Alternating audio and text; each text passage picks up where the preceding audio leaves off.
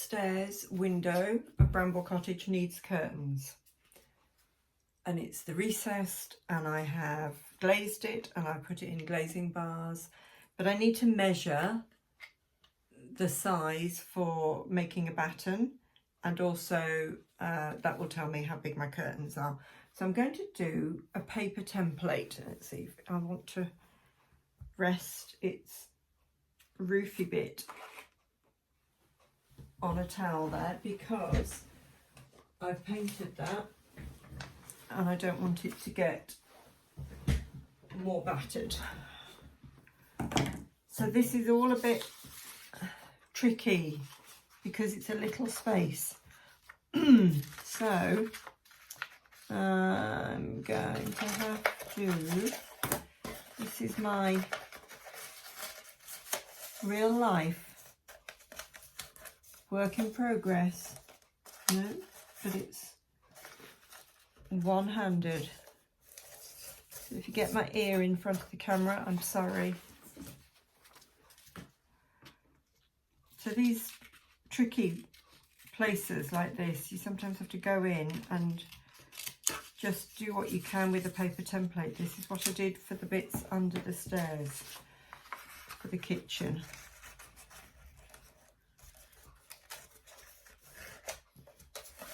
And just try and get some sort of pattern to work from.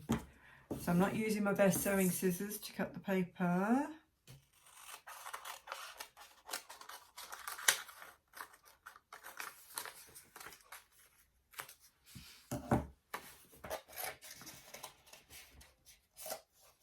How's that looking? So where's the top of the window? There. Right, so actually that I've still cut that, you see, a tiny bit narrow. Now I can get it in over the groove. See how it works better that way. Okay, so that's the top of the window. It's given me the width measurement anyway, so I want my piece of batten, and this is, what size is it?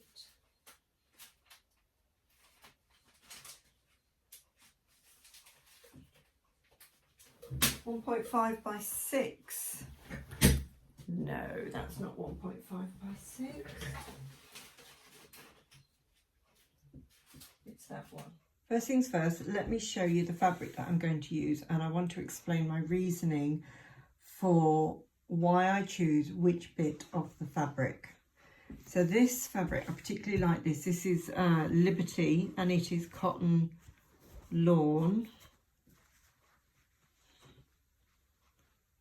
And I got this as I think this was I normally ask for a 1/4 metre, and that is, like, you know, quite a chunk of fabric. It's very soft and fine, not as thick and rustic as my other curtains, which I'll show you about in a minute. So this one has a particular pattern in it. See these stags here and the flowers, and then there's another stag there. So this pattern here is in line with this one. This pattern here is in line with that one. But if you like, this stag and its tree is quite a focal point of this part, just like this is a focal point. For these, and I want to make the best use of this material. Always think of the best use of it. And for these little curtains upstairs, you're not actually going to see them unless you're inside the house. You'll see a teeny weeny bit of them through the front window from the outside. So you'll see, mind you, I could hang them the other way out. No, I won't.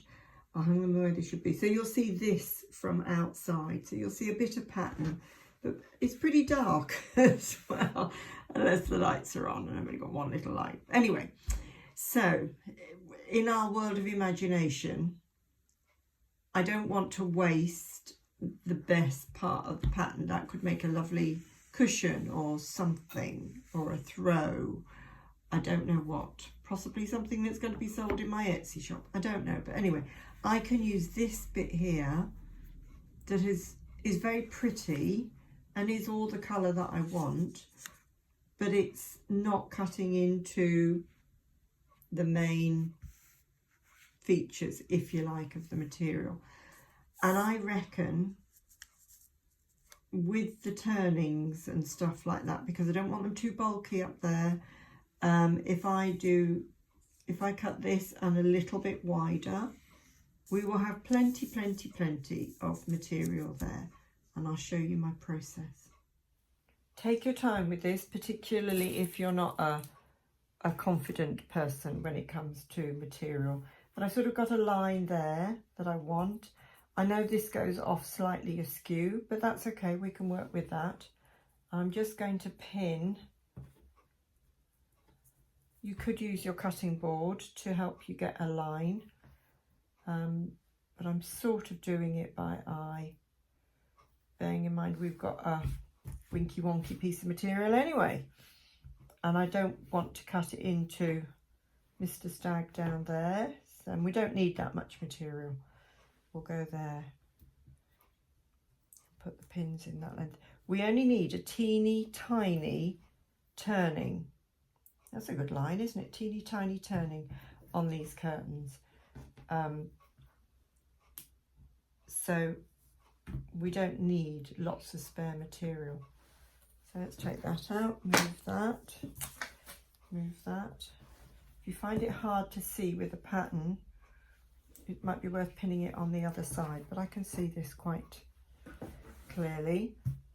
Remember the carpenter's rule, measure twice, cut once, otherwise you might be wasting a piece of material. If it all goes completely, I nearly said tits up there, but you know what I mean.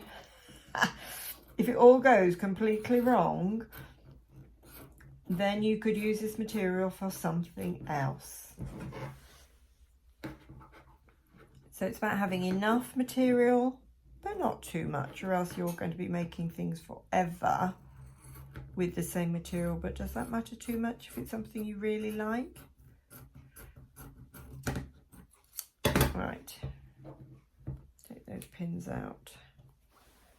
Yesterday I managed to get some more material that is absolutely divine, that is going to be in the townhouse, because I've got a lot more windows to play with there. So I'm very excited about that. So this is our piece of curtaining for the upstairs window. So what I'm going to do is I'm going to pin it in half. So we only need teeny tiny curtains, but it's good to have a bit more than you need so that you can play with it, and you can always cut more off. You can't stick it back on. So cutting it in, measuring, folding it in half. It's not quite right. Do a better job, Sue.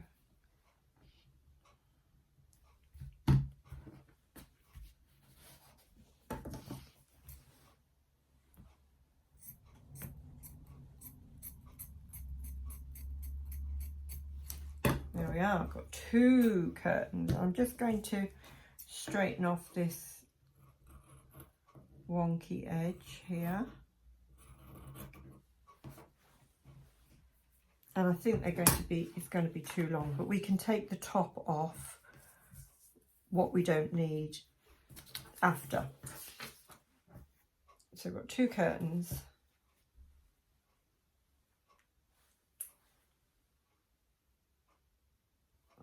Ta-da! Now what I use is this Fast and Tacky glue. It's got a really teeny tiny nozzle. There are other ones. This is by Hemline. There are other ones that you can get, but I've been using this one and it works fine, actually. And I put a very fine. Make sure you're not on the best dining table or something. Come on, squeezy, squeezy.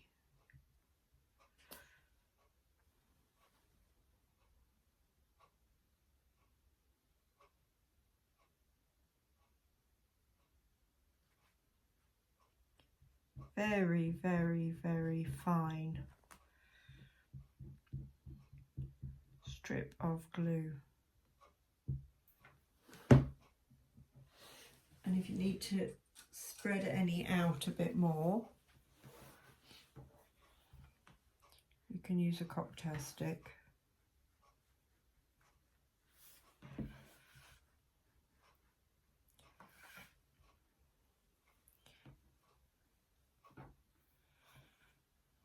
You will get your fingers a bit glued up, but don't worry, don't use super glue. Don't need that.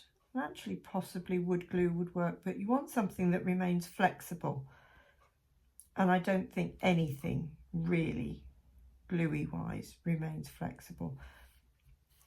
If your sewing skills are up to it, you could sew it.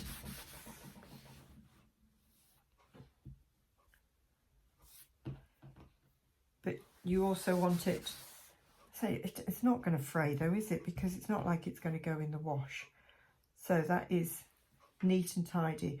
What I'm always mindful of, if it's going to be showing through the window, you want a nice neat edge there. So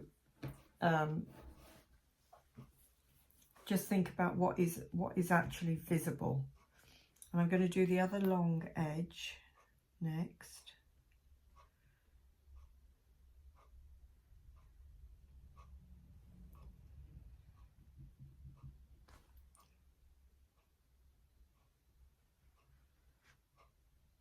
And if you don't have one of these squeezy squirty, you can just do little dabs with a cocktail stick.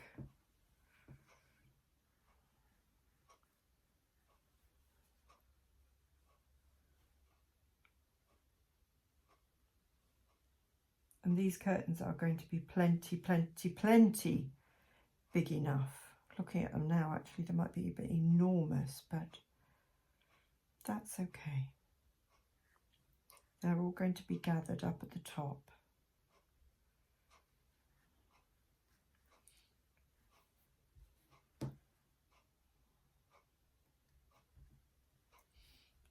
And I use the same process for my curtains, for all of them.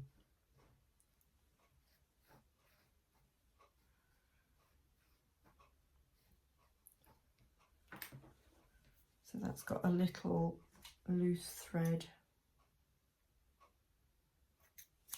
Snip that off.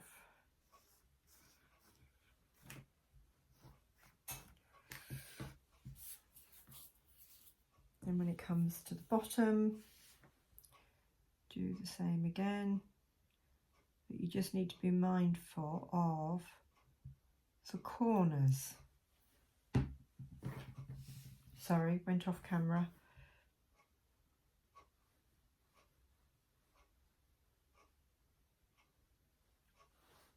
I used a camera rather than my phone camera the other day. What I found is it just kept going in and out of focus the whole time. I could get it a lot nearer to where I was working, but it just wouldn't hold focus, and it must have been, well, it will be infuriating if you watch those videos back. I'm sorry about that. So I'm still trying to work out the best way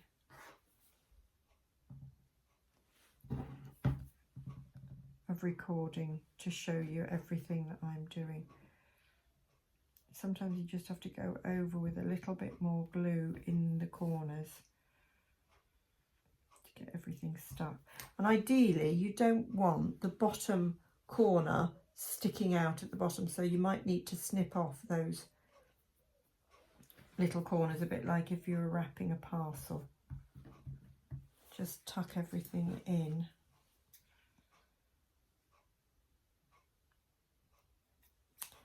Snip off that loose thread, Right, you can have a little rest there, matey. So I'm leaving this scraggy edge till that's going to be the top. And I say we might be able to trim some off. You'll see better. Oops, once these are edged, be able to see more.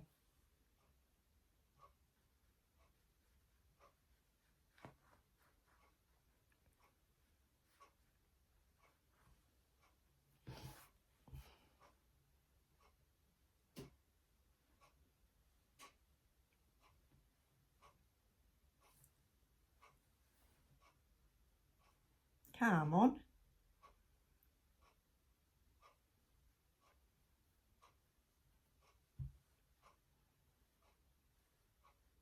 I've never had curtains made of Liberty material before. So for me, this is, you know, an indulgence. Wouldn't it be wonderful to have curtains made of Liberty material? I do now. It's in my, I suppose you could call it my alter ego house.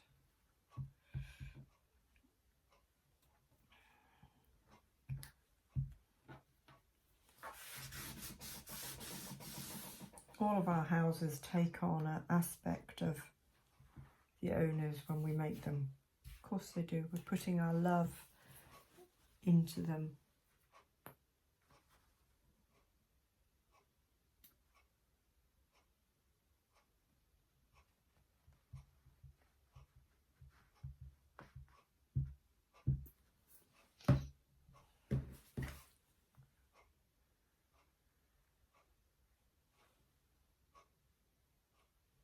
I'm going to experiment with some other glues and things before I make all the curtains for the townhouse.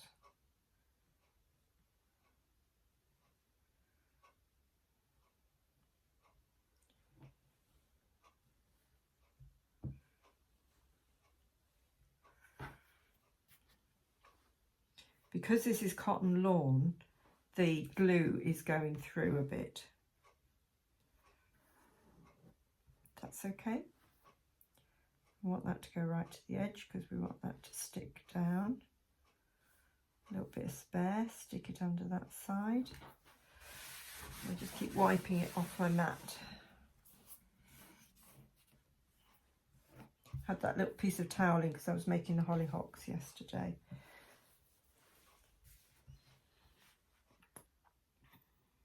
I think I'm going to have to snip that bit off.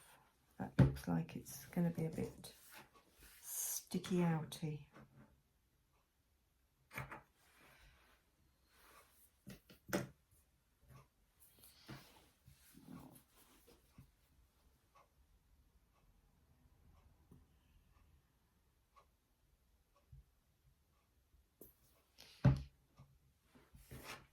That's got possibly a bit too much glue on there. Just smear it on the corners because we want the corners to stick well. And this is where it's useful if you've got a little bit too much in length on your curtains, then it doesn't matter if your bottom seams, your bottom turning isn't absolutely equal. What I did with the curtains for the downstairs, for the front of the house, because I made those ages ago, and I'm sorry I don't think I did a video, was I turned everything and ironed it first. But I don't think I need to do that with cotton lawn, but you could do that. You have to decide how much exactness you want in your creations. You know, for some people they might be quite happy with just a bit of ribbon hanging for their curtains, and that's okay. So, oh, upside down. So we have two curtains. They're not exactly pattern matching. It doesn't matter. That's near enough because it's such a sort of random pattern, but you can see it is sort of, that's quite lovely. Really pleased with that. We try it there. No, See, that's better. In my eyes, that's better. So what I'm going to do is I'm going to offer them up. Let's offer them up and see the length.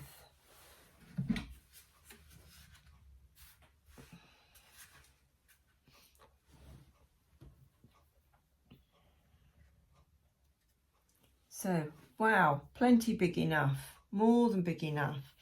So the turning is probably going to be, there's the baton.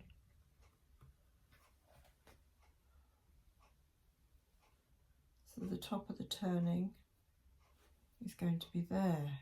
So if I turn that over and pin it.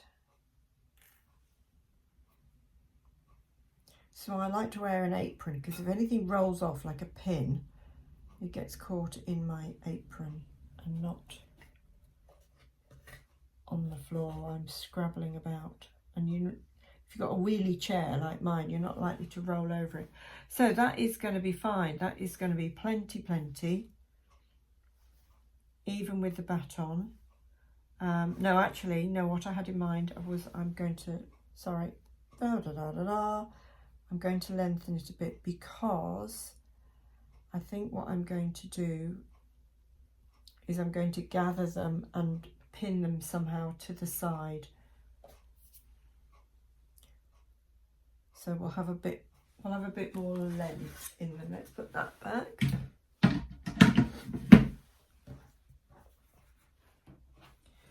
So to make sure I get the other one the same length, put them face to face, tail to tail.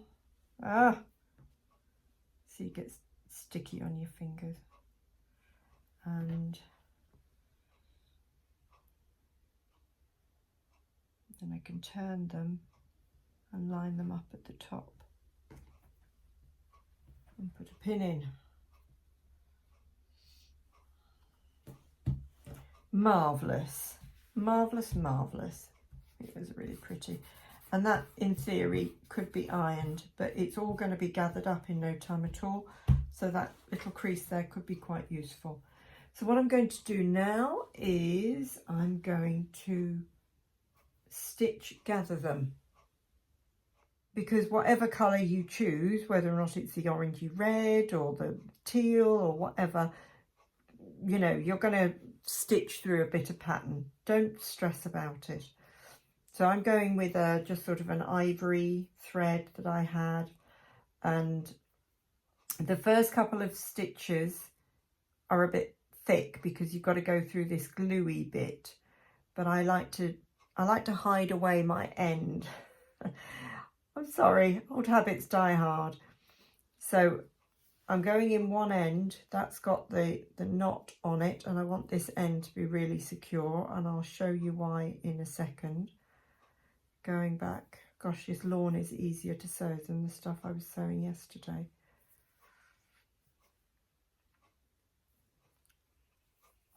And then you want to do just a really simple running stitch. So in one side, so I've just looped around the end just to make that nice and secure.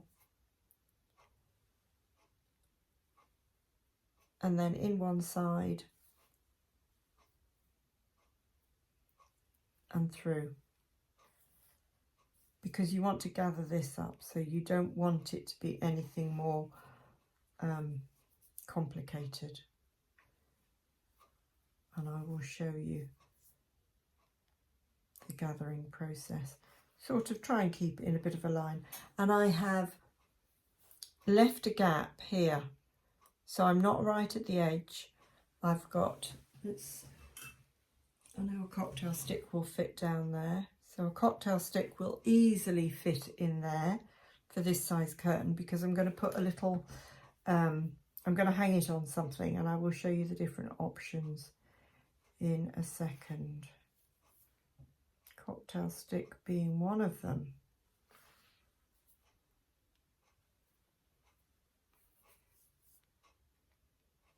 funny stitching with a camera watching me. Whoop. Gone around my pin. Take the pin out now.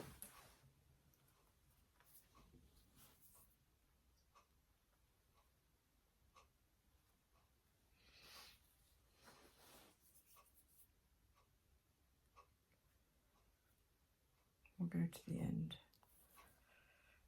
Right, so that's my running stitch in. Yes, I know they're a bit big and clunky stitches, but I'm going to gather. So you're not going to see those stitches. These, much as they are beautiful and I'd love to be able to open and close them, it's not going to happen in this particular instant. If they were going to be closed and opened, I would make sure these stitches on this side are smaller. And it is something that I like to do, having open and closing curtains, but it's not going to happen on this particular window. So if I fold back that bit that I've stitched, and there is all my scraggy hem, I'm just going to cut that bit off. I'm not going to add any glue to that. I'm only going to cut that scraggy bit off. And before I pull this tight, I want to do some folding. So I want to fold over on the bit that's glued that is a bit rigid. Get a bit of a crease in there. And then teeny tiny folds as you can do, depending on your dexterity. So you want to sort of concertina this, because if you tell the fabric what you want it to do, it's more likely to do something similar. You're not going to get pencil pleats or anything swanky danky like that, but it's not all going to be all bunchy, sticky outy if actually you encourage it.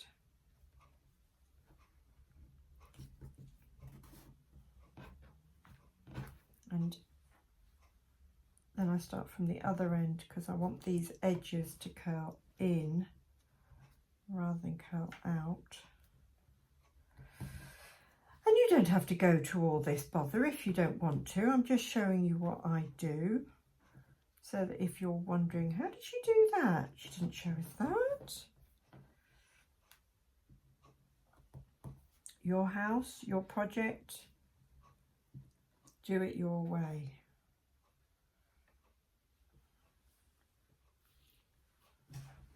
If I turn this way, you might be able to see a bit better.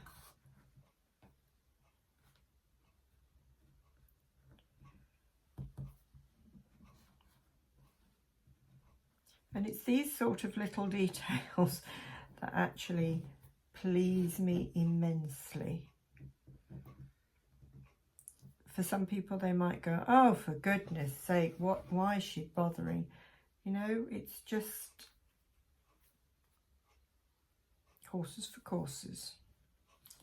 If it's what you like, that's fine. So I'm not going to tie that off just yet. I'll just let the fabric settle a bit because the glue is still drying, which I know, yes, I should have let that dry completely before I started the stitching because I don't want anything to glue up with itself. But so that's that bit, and I can cut off. I've got plenty of thread here, so I'll cut that. No, actually I'm going to leave that on because I'm going to have to tie it off. Let's do another bit of thread for the other one.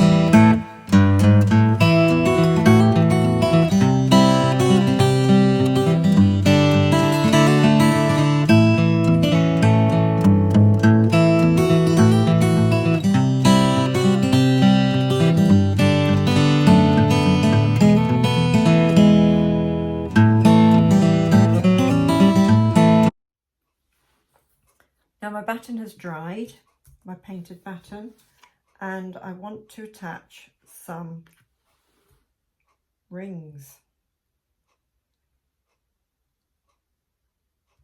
A little bit of wood glue, and I have got these. They're called crimps. They're a jewellery finding, and they're called crimps, and they are basically sort of like a fat bead. So they're a ring, but they're a fat ring. And that's not sizes saying that, it's what they are. And in jewellery terms, you'd have these and then you'd squash them to hold beads in places. But you can also use them as a sort of an infill. But these are perfect for what I want. So, holding it on a cocktail stick or the like, just daub one side in some glue. Let's put that down before that goes flying. And I just want to stick it on the end there. And if I was doing a big curtain, a big window, like I've got some big windows to do in the townhouse, I'm going to be doing a pole. My baton will have 3 rings as like a central ring. Just relatively speaking, the weight of the curtain, but it would just keep it tidier and give it more of an authentic look. Ooh. So daub it one side in some glue. See if I can get them lined up.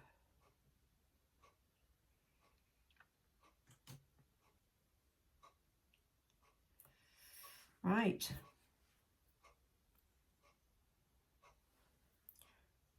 Near enough.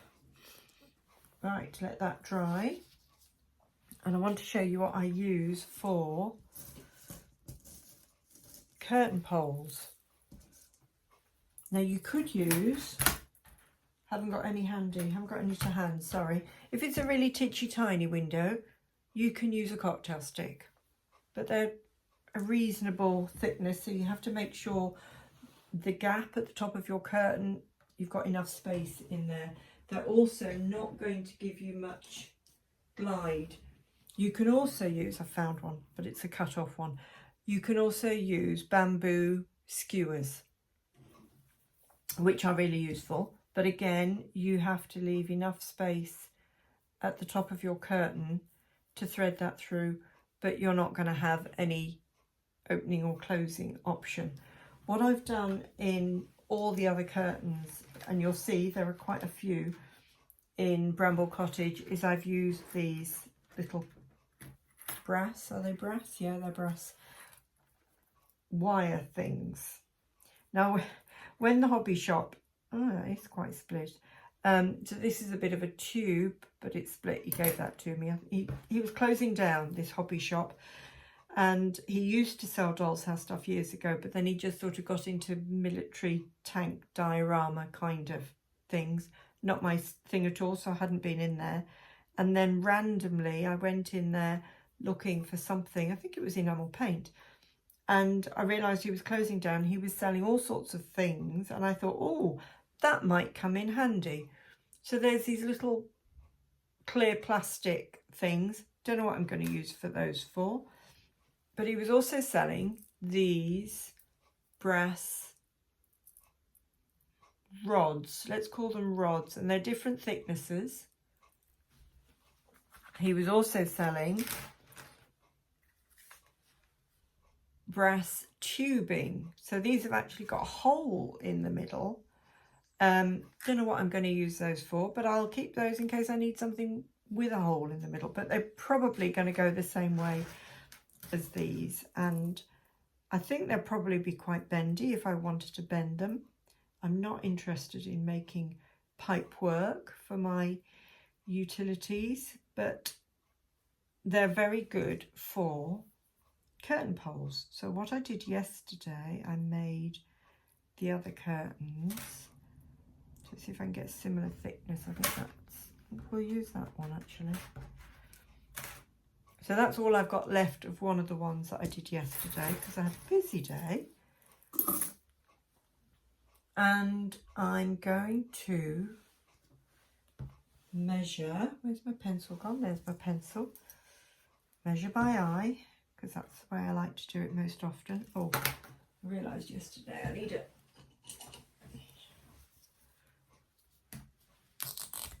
Sharpie worked for this. About there. Can always take more off. And then I've got my little wire cutter things. These are ancient, don't ask me where they came from. I think I nicked them from Paul's toolbox. He's got something much more high-tech and swanky now, but there's something that we've acquired. And you can't get a precise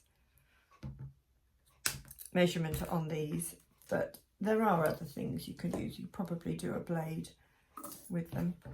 So this is going to be my curtain pole that is going to fit between the rings. So you want to make sure it's long enough to fit between the rings. Let the glue finish drying on the rings.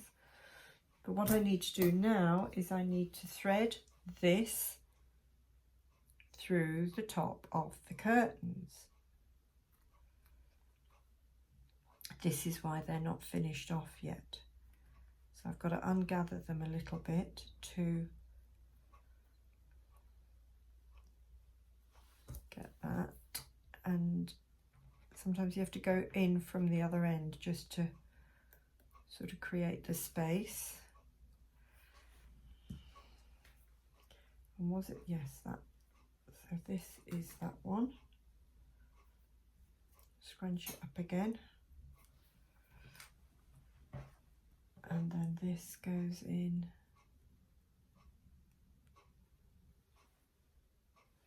Ah! I've scrunched them up so tight.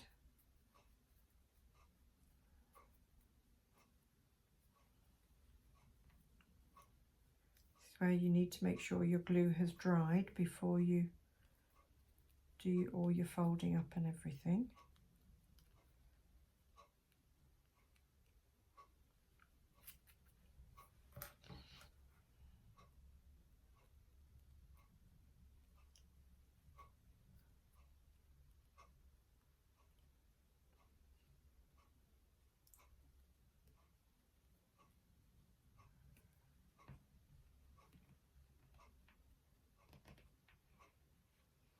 There we go. Oh, come out the other end.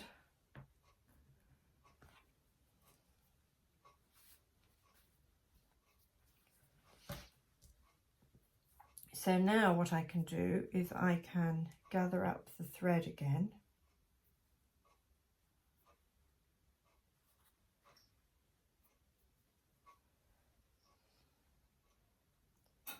And what I will do is I will stitch this off. That's not a proper sewing term, is it? Stitch it off. What I'm going to do is I'm going to stitch it with a little crease at the end.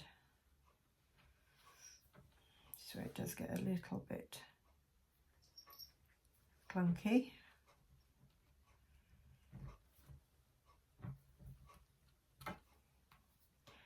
You have to decide how you want your curtains before you do this, because you might have a different positioning of curtains in mind. I'm not particularly keen on swaggy things, but your style of property might call for swaggy things.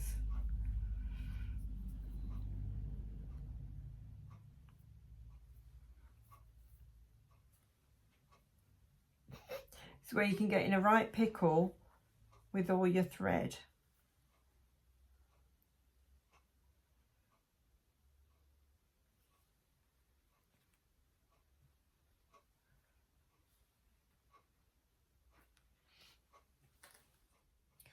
So these are the other curtains that I've made that are, well, this is, you've just seen these, a much more rigid material. This is just cotton. So it takes a bit of roughing up beforehand to try and soften the fibres. So what I did was these are for the creamy ones are for the Let's Pretend windows. These are for the front of my kitchen unit. So for the Let's Pretend windows, because I had the ease of they were going to be stuck on, I actually put the window frame down and I drew around it, and then I added on the size of the batten and the width of the batten. So that's the size of my kitchen window, but then allowing for the, which one is it? That one. Allowing for the, must get the right batten on the right window, the size of the batten to go on the top, and then allowing for the turning edges and the drop. So I roughly cut out the size of the curtain, then I trimmed it down. And I did just what I've shown you on these curtains, is I just turned in the edges and I used this glue. It is much more rigid, this cotton. It is beautiful, but it is a bit more moldable. If you had like a polyester, you'd be fighting it. It wouldn't shape like this. So it all comes down to what you do at the top, really. You're never going to gather this as much as you want it unless you glue it or something like that. I mean, if you really want them to hang down straight and limp, then I suggest you either put a couple of stitches in or glue or something. But you could be quite rough with this cotton at the top and really give it some scrunches in to try and squeeze up the top, and then it will stretch out a little bit. But you want to soften these edges, the glued edges, particularly if your gluing is a little thicker than you had anticipated. So these are going to be the little tiny window. I've got glue on my finger there. Little tiny window over the sink. So I've put these little clamps on. These are little sewing clips just to scrunch up the curtain, and all these the kinks will soften out, but I only want those to sort of hang down at the side. I will tie those off, those loose edges, and these are the ones that are going to go. So these are going to be openable because they are on the bar, so they are open and closable. Ooh, don't lose the end. And they'll fit into these battens. And these are the ones for under the kitchen unit. Now these aren't going to be as open and closable because they're so small, but they will have a little bit of movement in them. And I keep going back and trying to put in some more pleats and stuff. I'll do these before I go and have my lunch. I'll put these pleats in and I'll put the clips on. This is the long one under the sink. Again, it needs a bit of TLC, but it's just, you know, it's going to hide the under the sink gubbins. And we all know that, well, you don't want to see what's under the sink, really, do you? There's plumbing, in theory, under there. We don't actually have any plumbing under there. But it'll look pretty when it's all in place. I bought some lovely, pretty material, cotton, from my local fabric shop, Tilda. And this is just a 1/4 metre. And you can see there's masses of it. You could buy a fat square if you want, you know, that they sell for patchworking. I tend to go for a 1/4 metre because then I'm using it sort of along this way. I find if a square, I cut into the square a little bit, it just doesn't feel as economical. So I've given this a wash. and I've given it a few scrunches up. You want to soften the fibres before you try and make your curtains with it. So I'll play around with that a bit more. So that's going. Look out for fabric that has a teeny tiny pattern that you like, but you might need to press the edges before you glue or stitch them. I've started dressing Bramble Cottage. I'm so excited about this. So I'm just putting some glue, some wood glue, in the recess where the curtain batten is going to sit.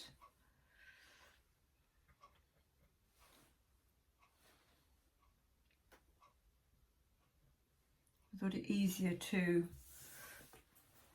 glue there, and then we'll sneak these in.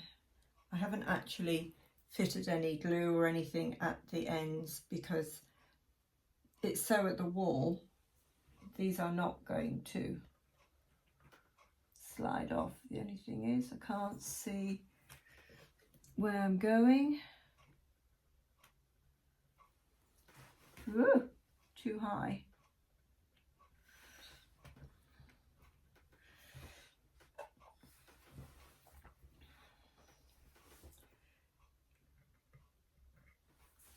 Just scrape off that excess glue there.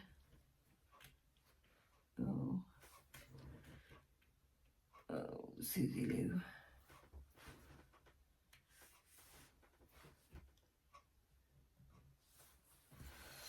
Thank goodness that this bit isn't going to be seen. I just like it to be how I want it.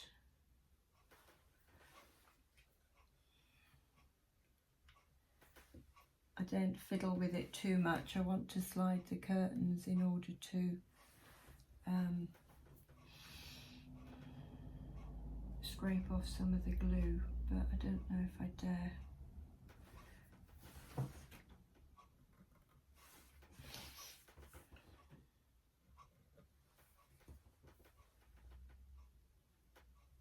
Because the batten just slides around. Okay, I'm going to have to leave it at that and just let it dry, and if it really bugs me, if it's shiny or anything like that, I will have to go over with a bit of paint. I know what the paint is. I did make a note, and this was, so I've got a pot of this paint. Right, you can dry. So what I might do is do some sort of little tie back thing. I'm not sure. I might not, because this window's a bit rough anyway. We'll see how it looks from outside. I might just leave it dingly. Okay, I confess, a little flaw in my plan. You need to use bigger beads than these crimps. I'd forgotten that. I remembered I had the trouble on the inside of the front of the property. So anyway, the bedroom curtains are up. They're not going to get closed because it's too snug. The thickness of the material for the depth of the bead doesn't allow them to close very well. These probably would close at a push, but you know what, I'm not going to fiddle with them. I really like them how they are. So that can go on. And I've got the cooker fitted. I've got the light in place, but that's magnetic. I've got the downstairs curtains fitted there. Let's show you in detail what I did for the downstairs curtains.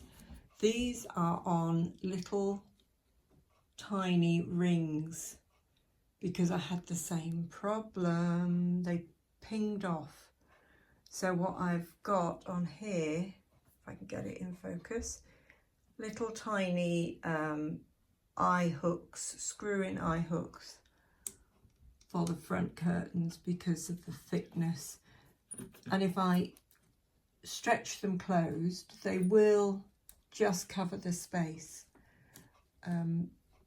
But the material, it's really difficult trying to get curtain material that is how you'd like it. Sorry, took it off. I was looking at what I was doing and not looking through the camera. Yeah, pretty much works at closing the curtains. So I have to lift up that corner, close it with my arm. So there we are, the curtains are closed, and you can just see in there it's dark. So the only thing I'm still doing now is to finish this. The crimps have been pinging off, but I really like that curtaining. I'll get it finished, I'll show you. It has curtains. Curtains at the kitchen window, curtains at the kitchen unit, curtains at the front of the house, and curtains in the bedroom. Really cosy. Join me and follow along.